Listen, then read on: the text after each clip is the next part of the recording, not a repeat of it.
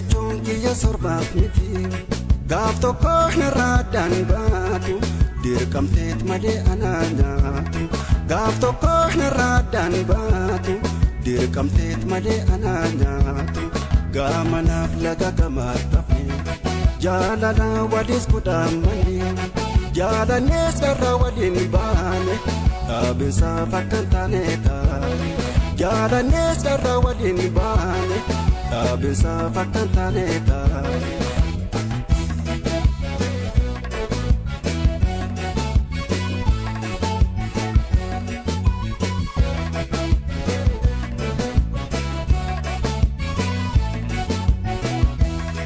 Hirru keenya guutuuf kanat biyyaa baate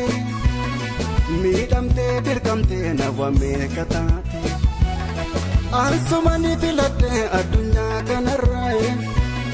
guyyaanis dheeratu obsi waan agarra osoon si jaalladhu jiru fagaatullee anis sin daagadhu si yaada yoo billee maalaan godhaa garuu carraa kottaan gaddaa aga walaa garuu nageenyan siif kadhaa maalaan godhaa garuu carraa kottaan gaddaa aga walaa garuu nageenyan siif kadhaa.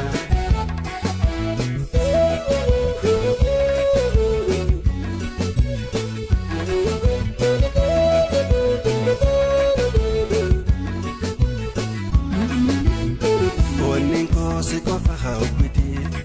eebbachuun kiyya sorbaaf miti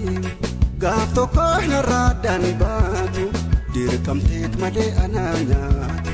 gaaf tokko narraadhaan baatu dirqamteet malee anaa nyaatu gaamanaaf laga gamaadhafe jaalala waliis kudhaamanii jaalannees irra waliin baane dhaabinsaaf akka hin taane taane jaalannees irra waliin baane dhaabinsaaf akka hin taane taane.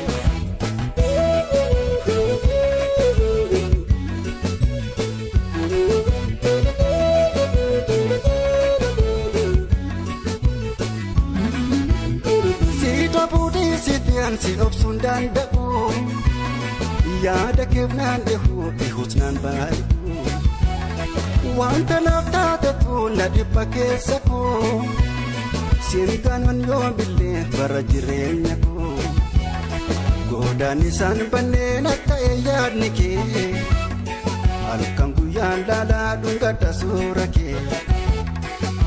suurri kee silaan wayi falanaa deemu namni akka keessa naaf hin jiru uumamu akkan si jaalladhu gaaf tokkoof siin dhabu maalaan godhaa garuu dhabinsa taadabu.